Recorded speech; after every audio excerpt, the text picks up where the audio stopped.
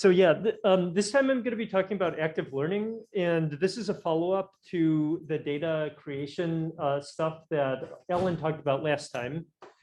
This is a very good tool because basically the thing that we're kind of perennially faced with when we're working with low resource languages is the lack of data. And like Ellen said, having a little data is always better than having no data. But at the same time, we really like to get it as efficiently as possible. And active learning is a tool that allows us to do so.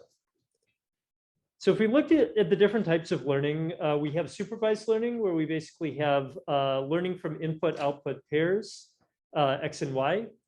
We also have unsupervised learning, where we learn from inputs only X, or I guess you could also consider learning from outputs only, like a language model or something like this. Semi-supervised learning, we learn from both, so that's great as well. Where active learning is querying a human annotator to efficiently generate examples, usually generate XY examples from just inputs X. And just to give an example, if we're talking about machine translation, we might want to be generating translated pairs between a low resource language and English, given only examples in the low resource language or only examples in English. But we don't want to be just randomly generating sentences. We want to be generating sentences that are most useful to create the translation system that we want. So the way an active learning pipeline works, basically we have labeled data. Usually we start out with a little bit of labeled data like this. This might be a very small amount of labeled data, not enough to make a good system, but enough to make a system that does, something. And based on this, we do training. We get our model. And then we have a huge amount of unlabeled data. We run this prediction system over all of this unlabeled data. We do data selection of some variety. We identify a set of examples that we would like to be annotating X prime. We do annotation according to annotators, and we generate more training data. But we generate training data particularly of the variety that is most useful for training the model. And the question about why we do active learning can kind of be illustrated from this slide. This is a very, very simple two-dimensional classification problem where we have positive examples and negative examples. And we would like to train a classifier that does well at separating the two. If we look at the example on the left, the example on the left is our ideal situation of a high resource task where we have lots and lots of labeled data. And based on this lots and lots of labeled data, we train a classifier, and the classifier achieves very high accuracy because it's able to draw an appropriate decision boundary between the two. However, on the right side, we have two examples. The first example, we randomly selected 6 data points. And 6 data points we selected, we then trained a classifier. And you can see the classifier is not a very good one. It makes mistakes on some of the examples that we didn't label, which are showed in lighter colors. However, the one on the bottom right, we selected particularly useful examples. We only selected 5. So actually the amount of data that we labeled is smaller, but nonetheless, we're able to draw a very good decision boundary here and get 100% accuracy on the examples that we have. Now, why were we able to do this? Can anyone look at these examples and tell me what the difference is between the ones on the top and the ones on the bottom? Any ideas?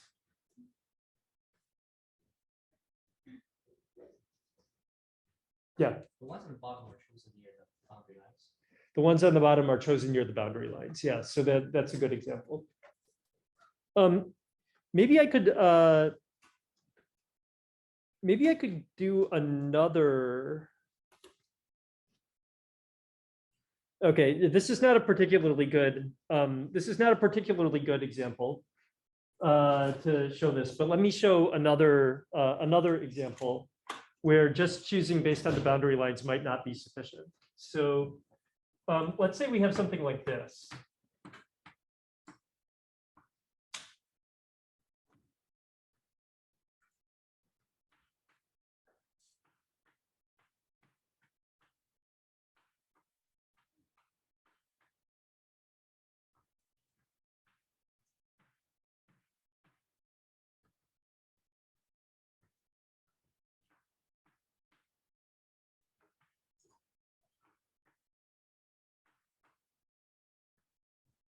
So if we have an example like this,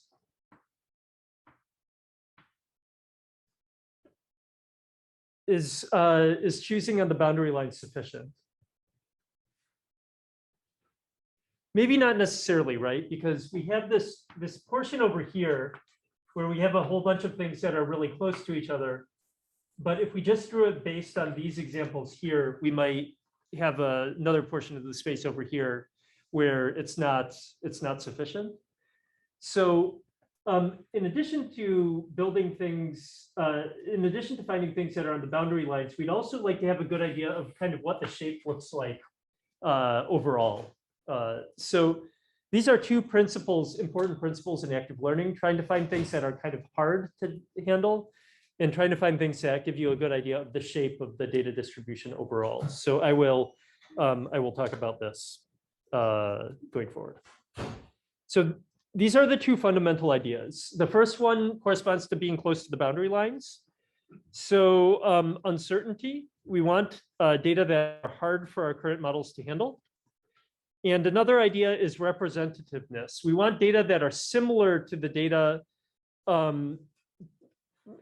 Actually, sorry, what's written on the slide is a little bit vague, but basically we want data that are good representatives of the entire data distribution that we want to be handling. So I'd like to start out with the simple example of classification problems.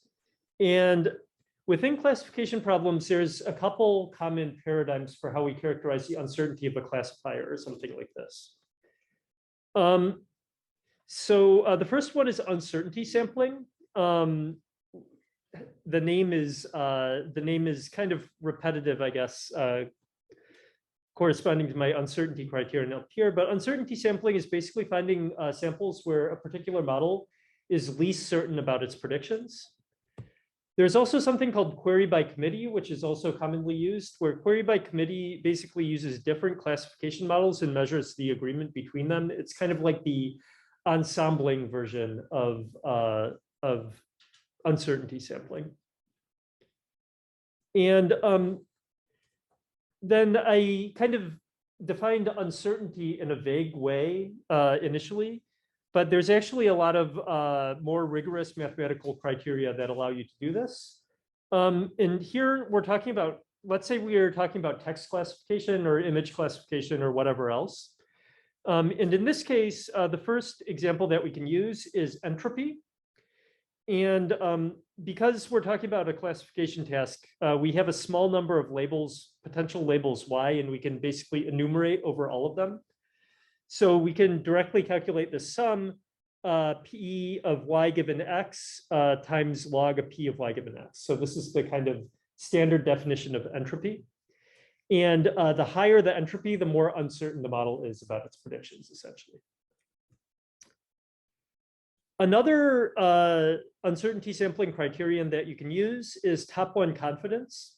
And this is basically the log probability or the probability of the highest scoring output. And basically, even if you're not super certain about the distribution as a whole, if you're pretty certain that there's a top one candidate that has like 75% accuracy, and your model is reasonably well calibrated. So if you say 75% accuracy, and actually the model gives you, and actually then you get it right 75% of the time, then this is also a pretty good criterion as well.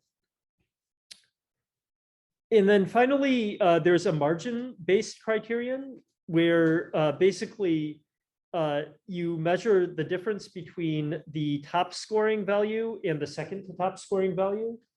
and try to decide, try to find the ones where the difference between the top scoring value and the second to top scoring value are larger. All of these are reasonable. Different people have compared them and found different levels of utility. I have done a lot of work on active learning, and personally, I like the third criterion the best. It seems to work most consistently well. However, it's not probabilistic. It's not a directly probabilistic criterion. So if you want to do kind of a more probabilistic view of active learning, then some of the other ones like entropy might be better. Are there any questions about this here? Yeah. The argmax if you want to lower top of confidence. So you're taking the argmax to find the top one scoring value first. Oh, okay. To find why, that's a good question, but y hat is basically the top scoring value, and then we're characterizing the confidence as top one. So the lower this value is, the more uncertain you are. For entropy, the higher the value is, the more uncertain you are. For margin, the smaller the value is, the more uncertain you are. Yeah. Okay. So there's also query by committee, and basically. Yes. Does that mean that if we want to do, for instance, not active learning, but semi-supervised learning, and we take those criteria in the query, we would have to get rid of the more uncertain value, but then we say that all the values that are very certain are not useful to train the model, or they're still useful. Yeah, so semi-supervised learning is a tricky thing for precisely this reason. And I think in particular, you're talking about self-training, where self-training, basically what you do is you make predictions and then you use the predictions to train the model. In that case, taking the more certain predictions will give you cleaner data, but it will also give you less useful data because the model is already good at predicting them, right? So I think there's essentially a sweet spot where it's like you want to increase your threshold enough to get harder examples, but not so much that the noise overwhelms the hard examples. The reason why self-training works at all is because the models can essentially use some things to make predictions, but then when you update the parameters, it's also updating other parameters, which were not exactly the parameters that were used to make the predictions. So you could also think of a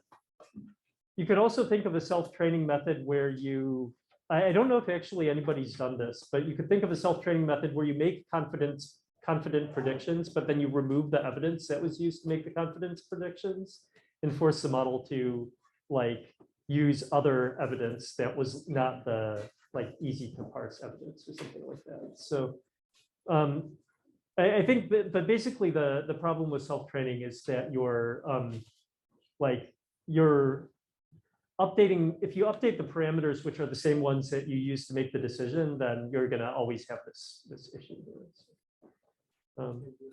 Yeah. Any other questions? Okay. So I'll move on to query by committee. Query by committee is also maybe a similar idea, which is that you run multiple models and you measure the disagreement between the models. And so for example, you might train 3 or 5 models. Maybe they're models with different architectures, they're models with different views of the data or something like this. And the places where they disagree are the places where you're less confident, and you would thus like to label them to improve your accuracy. This is similar to to what I was talking about with the self-training question, because if you're using different varieties of information to make the predictions, then essentially, if one model is better at capturing certain traits than the other, it might be right, the other might be wrong. And that gives you a good idea of the like confidence of the models essentially. Yeah, and this can also be combined with other standard ensembling methods. I didn't talk about those in this class, so I'll just skip over that point. So now we have uncertainty methods, whether you get the uncertainty from kind of a probabilistic method or a margin-based method or query by committee. So that handles identifying the examples that are hard for the model. The second core idea in active learning is representativeness. And there's a reason why this is really important. And the reason why is because if you don't have any idea of representativeness, basically active learning will just go and find all of the outliers in your training set and ask you to go and label them, ask a human annotator to go in and label them. And this is a problem because like I've actually done active learning on text classification and other stuff like this.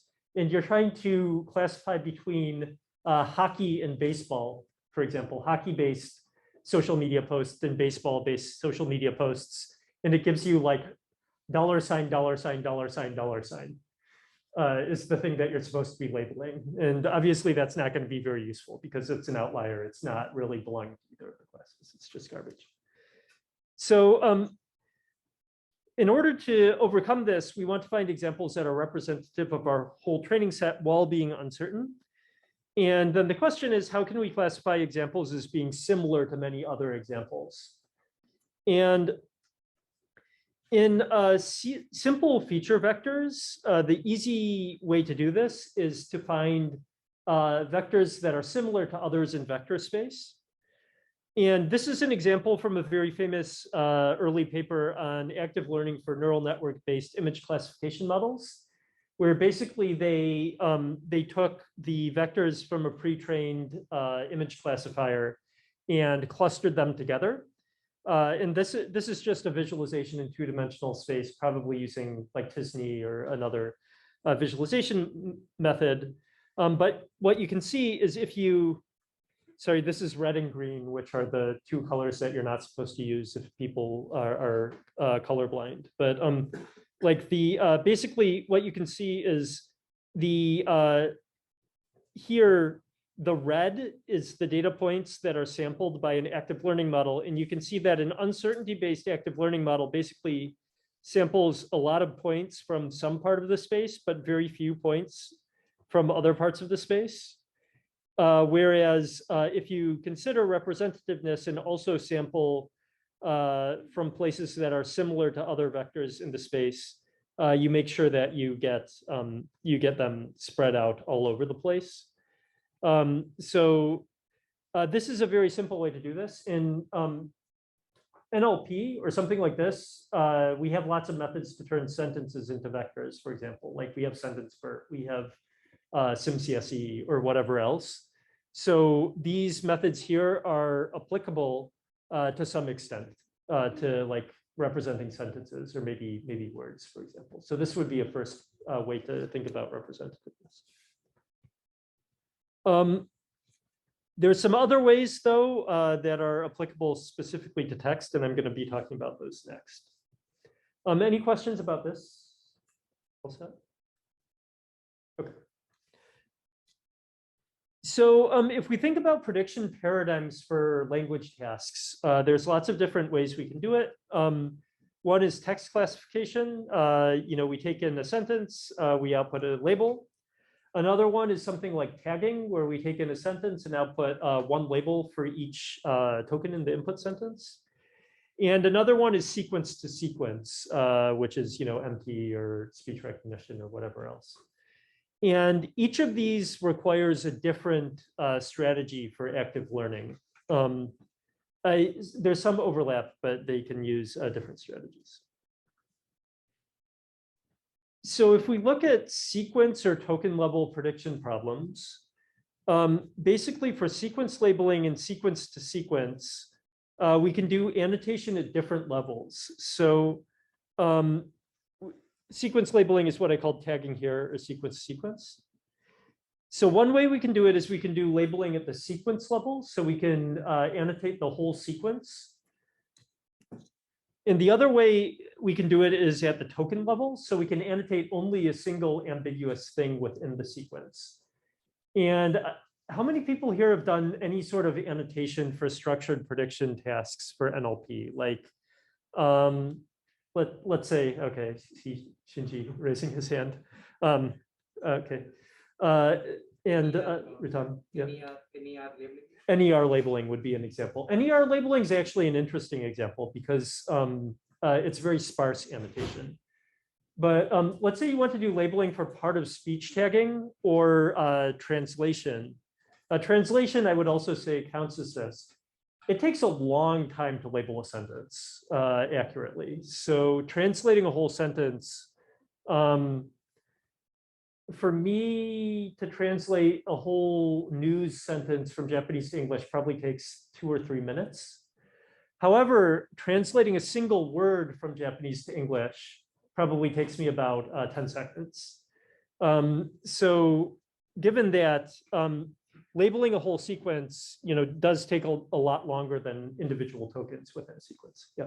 So given you use this in a practical scenario, won't the annotator need to go through the same sentence again and again if the same example is picked up for the token level option? Yeah, so that's a good question. So in a practical scenario, wouldn't a annotator have to go through the same sentence again and again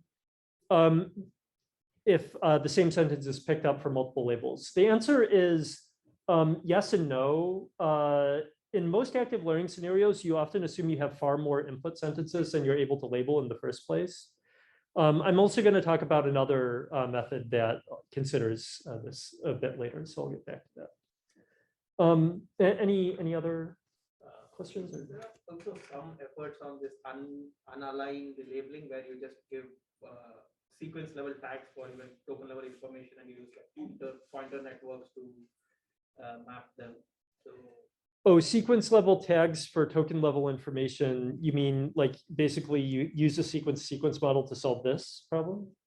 Or yeah, mainly for cases like act slot value, cases like slot filling NER, cases when it's very sparse. So you're just giving information at the sequence level, okay, and you expect the network to learn the implicit structure instead of giving it at token level because that's more costly to do.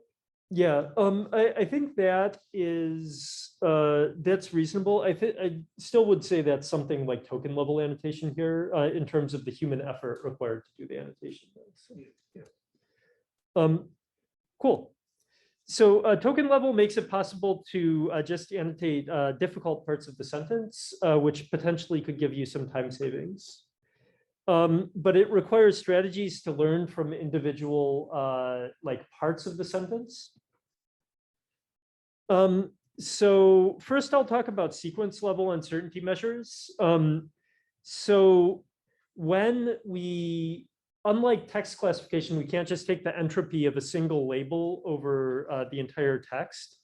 And somehow we need to combine a sequence of structured predictions into a single uncertainty measure to get which sequences you want to be labeling. So in terms of top one confidence, this is trivial to apply to sequence labeling tasks. And the reason why is because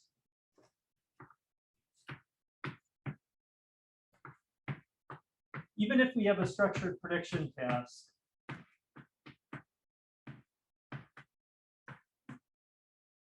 we can still take the argmax of the output sequence using beam search or some other thing like this and calculate the log likelihood of this output. So in terms of top one confidence, still this log probability of the highest scoring output would be our top one.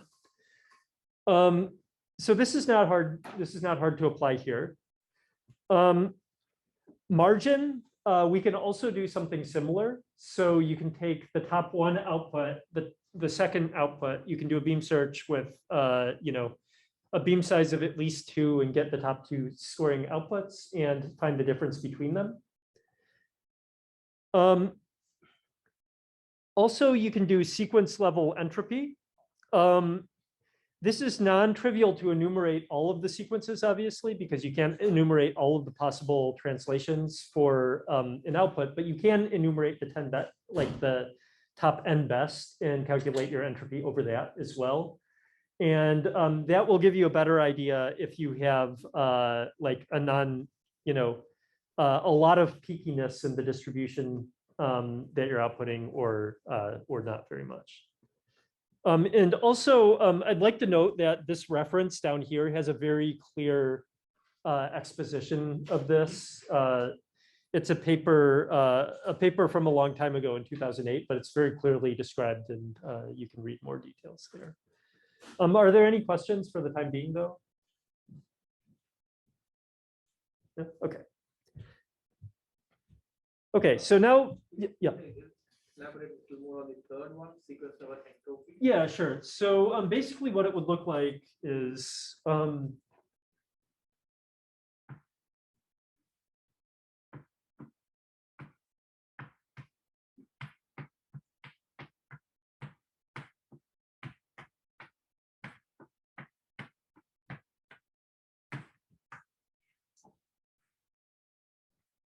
it would look like this, just like the entropy over labels, but where y is a sequence. And now you can't enumerate over every possible sequence, but you can get an n best from beam search or something, and then enumerate over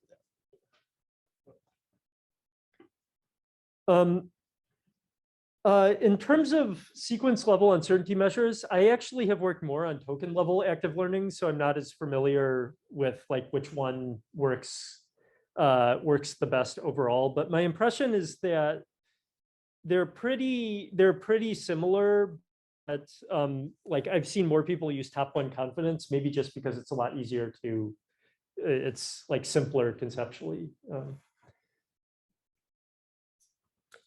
Cool. So now moving to training on the token level. The way this works is we would like to train on partial data. So basically we want to train on data that's been annotated for some part, but not the whole thing. If we're using an unstructured predictor for something like sequence labeling, this is easy. It's basically trivial to do. So like, let's say we are taking in BERT, and based on the BERT representations, we are doing independent predictions of part of speech tags for every word in the sequence. What we do is we basically calculate the loss function over this verb annotation here, and we don't calculate the loss function over the others.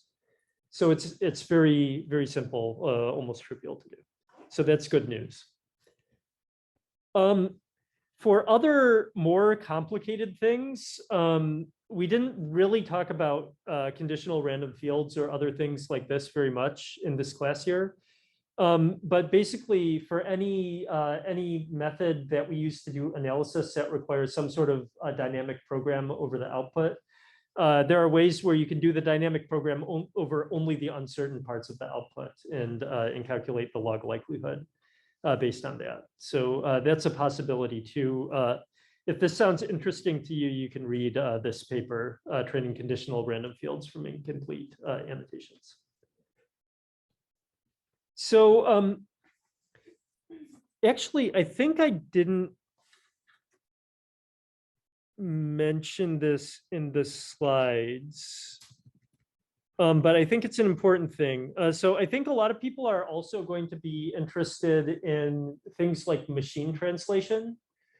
And machine translation, it used to be that you would be able to do things like annotate a part of the sentence and use only that part of the sentence to extract a phrase table in phrase-based machine translation. So in phrase-based machine translation, people basically, if you remember from the unsupervised translation class, I talked about it there, you would extract a phrase table that showed you how to translate individual phrases, and then you'd reorder them using a language model and other things like that. There it was relatively simple to learn from like individual annotations, because you would just throw them into your phrase table and use that as additional phrases. However, for neural MT, now it's much more difficult because we're learning over full sequences. And we actually have a paper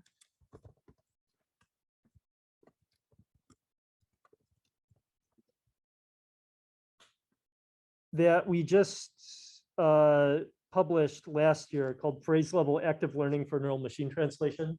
Very creative title, obviously. That shows you how you can do things like this. And basically, we tried a whole bunch of different things. Like one thing is you can just take the labeled partial phrases for machine translation and put them directly into your training data. Another thing you can do is you can like swap them into sentences and do data augmentation and other things like that. So if you want to find the details, we have a number of methods that we talk about in this paper as well. So this is just an empirical paper where we try a lot of things. So if you're interested in MT, you can take a look there too. Cool. So any questions about that? Okay. Great. So then the next question is token level representativeness metrics.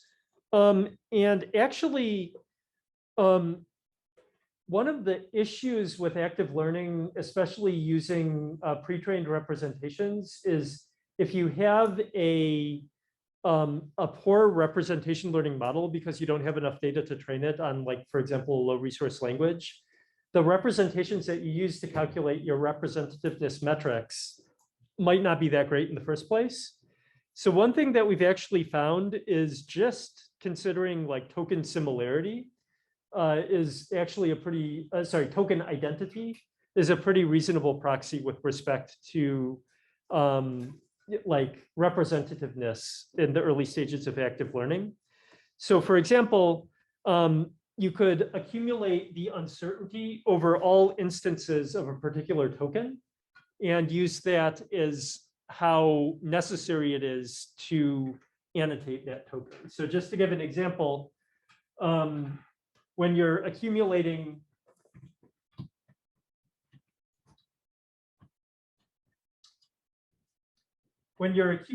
your uncertainty, like let's say your entropy, over X, you might accumulate the entropy over all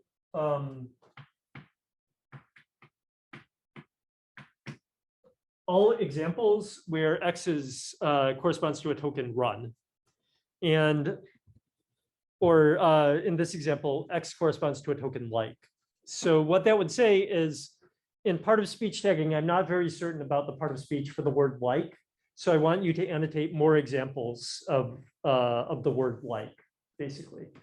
And that's particularly good for things like part of speech tagging or machine translation or something like that, where you might have some words that are really easy to guess the part of speech of or the translation of, and some words that are quite difficult because they're polysemous or something like this. So what is yeah. H here?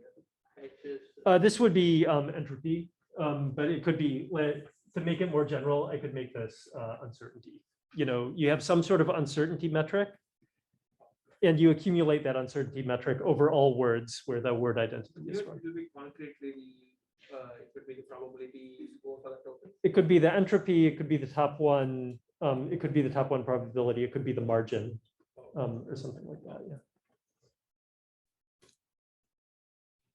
And then after you do that, you need to select a representative instance of that token.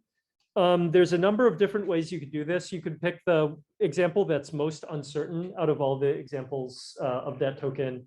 Other things that we tried to do for part of speech tagging, for example, is try to choose examples where one part of speech tag was predicted or the other.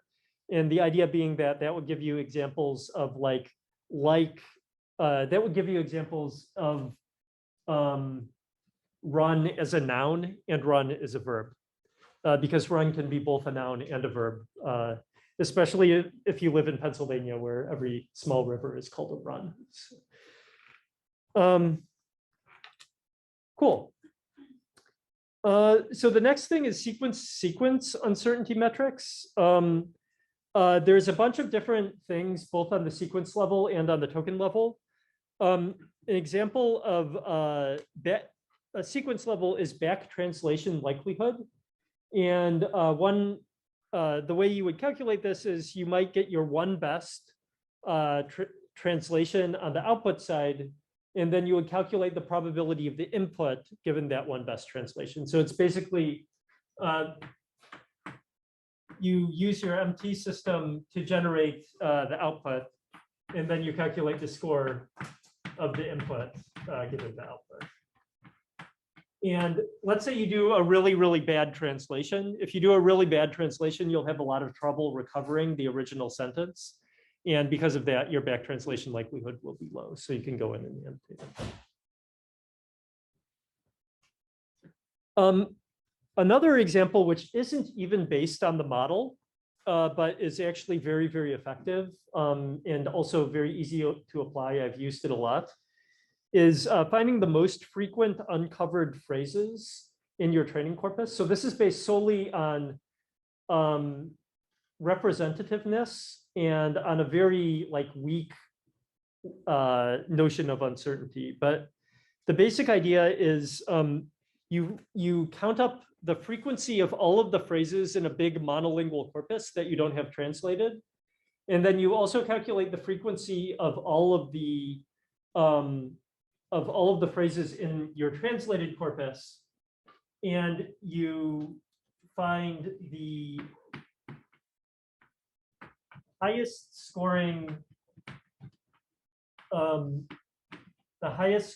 phrase, X bar, in your monolingual corpus,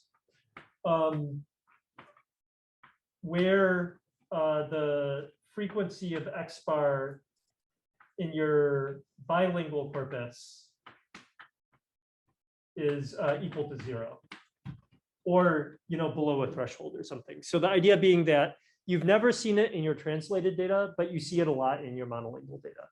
And that will pick up things like names of famous politicians, brand names, phrases from social media, other things like this. And then you can take these, you can add them to your data, and your model will be able to translate them. And this is an example of how I present these, or how, this is not my paper, but this is how they presented them and how I presented them when I was doing active learning for translation. Basically, you take the phrase and you present it in context. So you highlight the phrases yellow, and then you ask them to translate only that phrase, but they get to see the surrounding context, so they have an idea of what the phrase means. And if it's a very strange phrase, you get half of a grammatical constituent or something like that, it will they'll also be able to say, I can't translate this on its own because I don't have the appropriate context highlighted or something.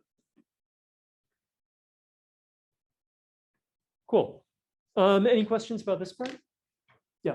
For the back translation, won't you need a model to go back from? Yeah, you basically need two models for this. You need a forward model and a backward model, or you can train a single model that can go in both directions. But yeah. Cool. So cross-lingual learning plus active learning. So cross-lingual learning plus active learning, I think, is a really powerful combination, because one of the big issues with active learning is when you don't have a good model in the first place, but cross-lingual learning gets you a long way there. Like our zero-shot methods, are really quite good out of the box, but they're not anywhere near as good as supervised methods. So we take a zero-shot method and we adapt it using active learning. And this is an example from a paper by Aditi, who just presented 2 times ago, where basically we showed that the combination of token level active learning and cross-lingual transfer is just much better than any of the two in isolation. And you can start out with the green line here is just active learning. The blue line here is active learning. Blue, orange, and some of the other lines are active learning plus cross-lingual transfer. And you can see that right at the very beginning, cross-lingual transfer helps you start out at a good space. And this is for named entity recognition. Cool. So one other thing that I'd like to talk about is active learning is very attractive. It's for a very small amount of the data annotation, you get a much better system. But one thing that you should remember is that when people are actually doing annotation, things are not quite as simple as it may look in like a simulation. So for example, in simulation, it's common to assess active learning based on the number of words or sentences annotated. Any ideas why this is maybe a little bit unrealistic? Let's start with sentences. So and actually, one thing I should mention is when we do active learning, it's very common to draw these graphs, which is like amount of annotated data on the x-axis and the accuracy on the y-axis. So let's say this x-axis was based on the number of annotated sentences from your corpus for machine translation or something like that. So different sentences have different lengths. So like, take I'm getting a long sentence. Yeah, exactly. So different sentences might be different lengths. So let's say your active learning system decides to pick all of the 400-word sentences in your corpus to annotate. Of course, it will do very well because you're getting, the average sentence is 20. So if it picked the 400 length sentences, then you'd be getting 20 times the training data for the same, like, quote unquote price. What about words? Does that seem realistic? Better, maybe.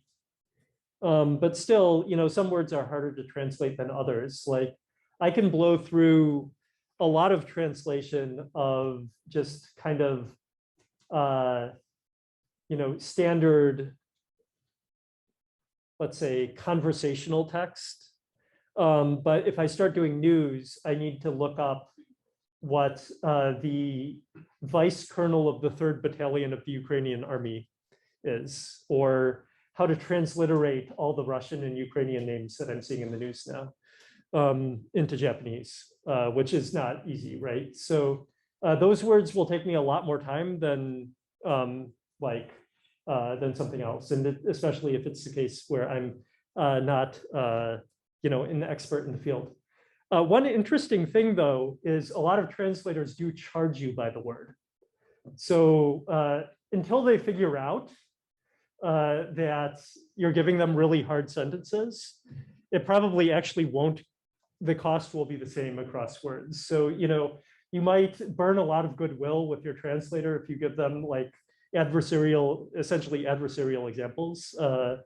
But at least some translation services, it will be, a fixed price. So in that case, it's actually reasonable to have words on your x-axis.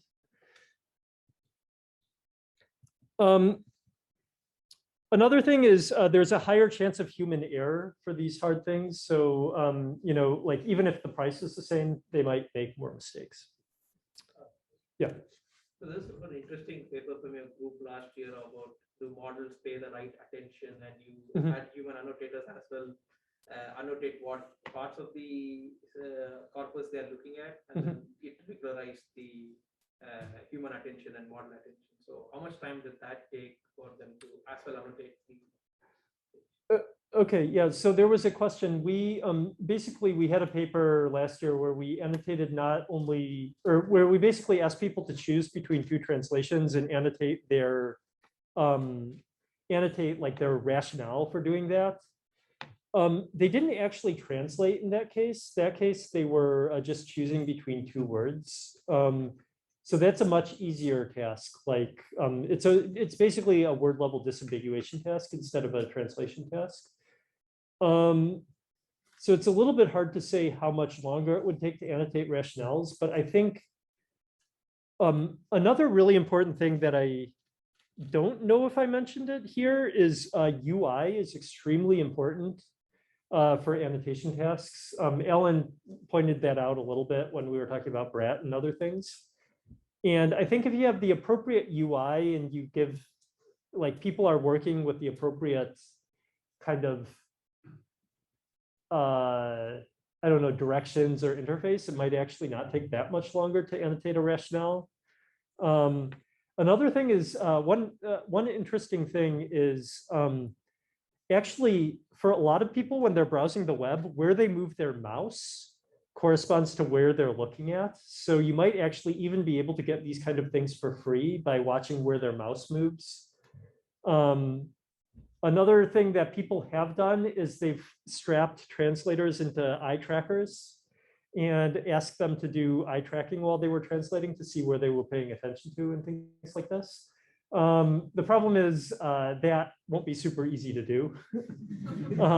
You know, not for every translator, maybe for some portion of particularly like nice translators, or maybe if you could get like one of the recent VR headsets, like the Oculus Rift or something like that, you could do something. So I think, so the answer is it's complicated, but with some creativity, you might be able to get like extra annotations like rationales or other things like that with like less effort than you would if you had to do it like in a different way. So yeah.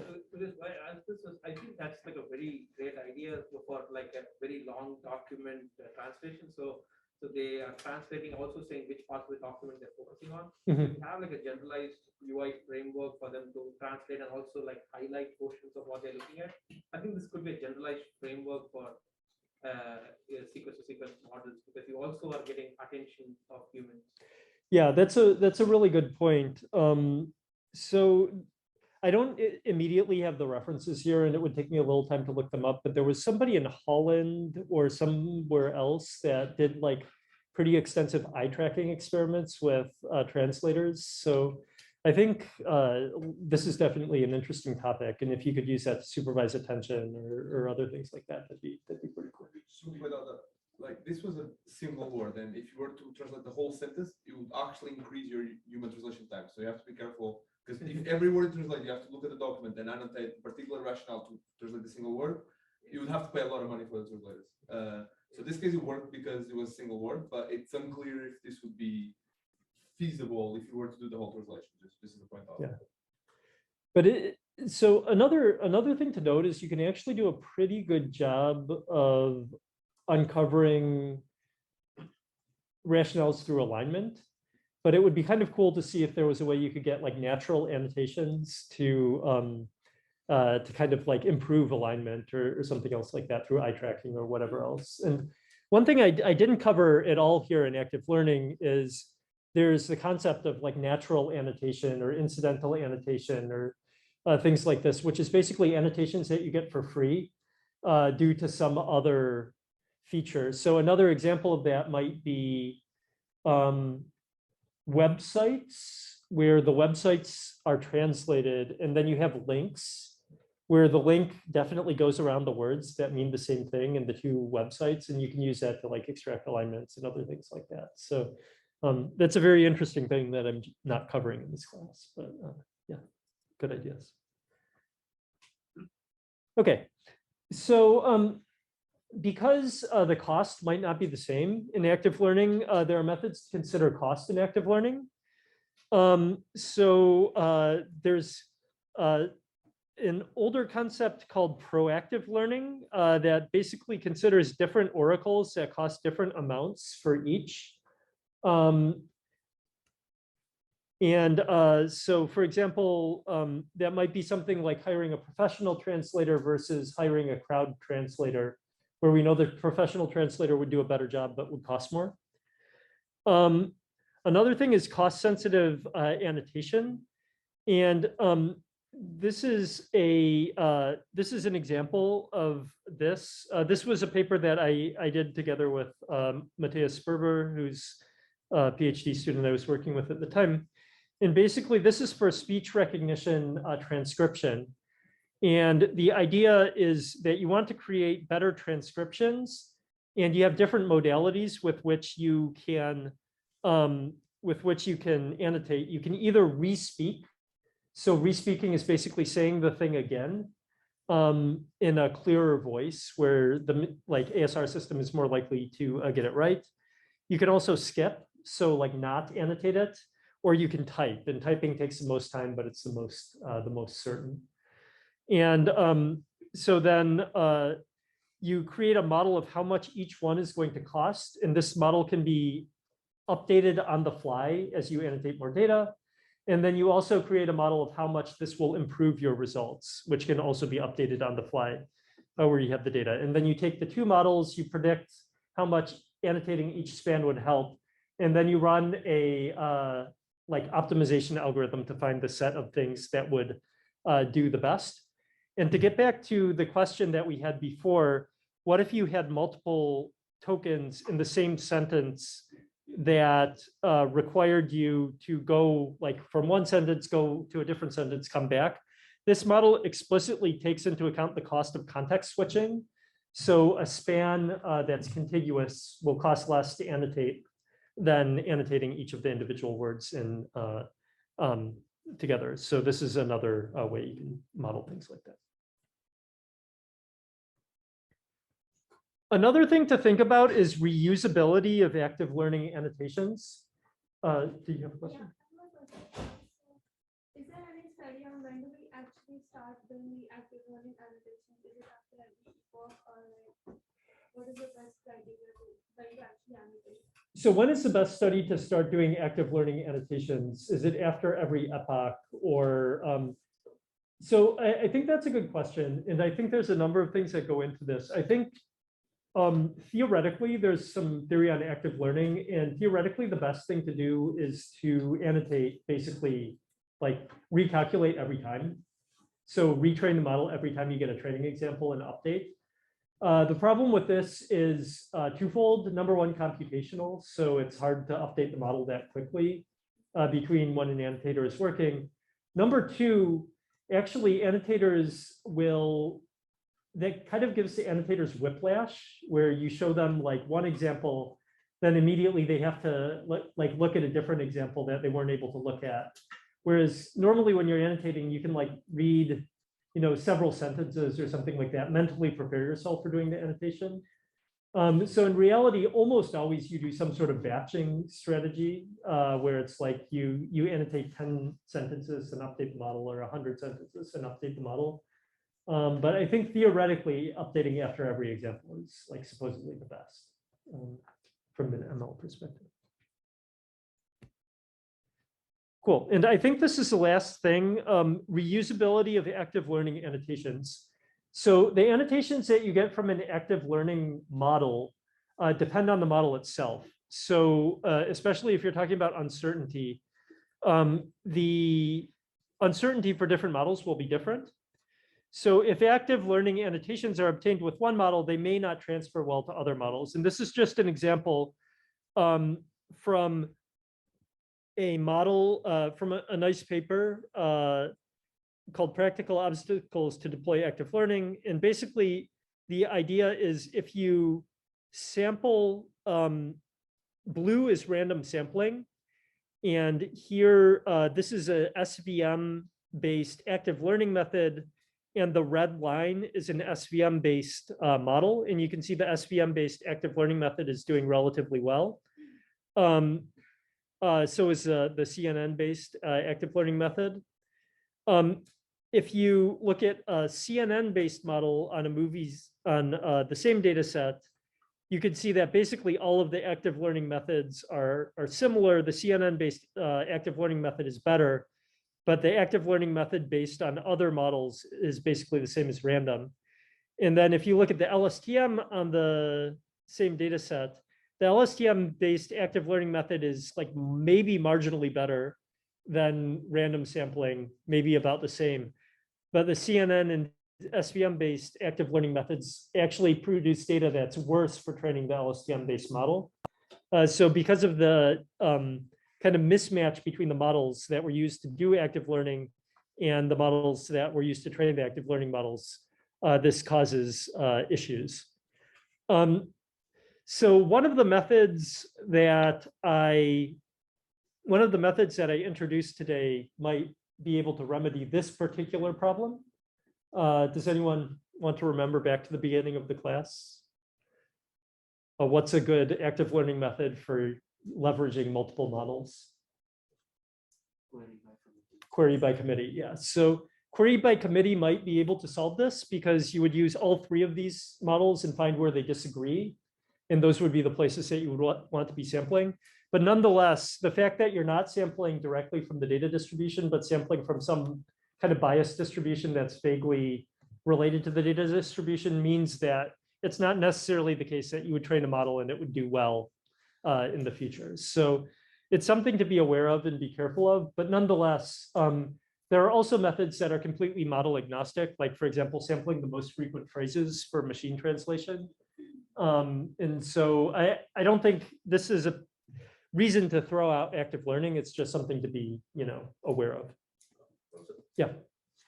This is like across different types of models, but now that it's just the competition of different language models, you're probably going to have a less costly language model helping you with the active learning part. So how much is the difference of impact across different language models? Yeah, I think that's a good question. It really boils down to whether the examples they find hard are similar or different.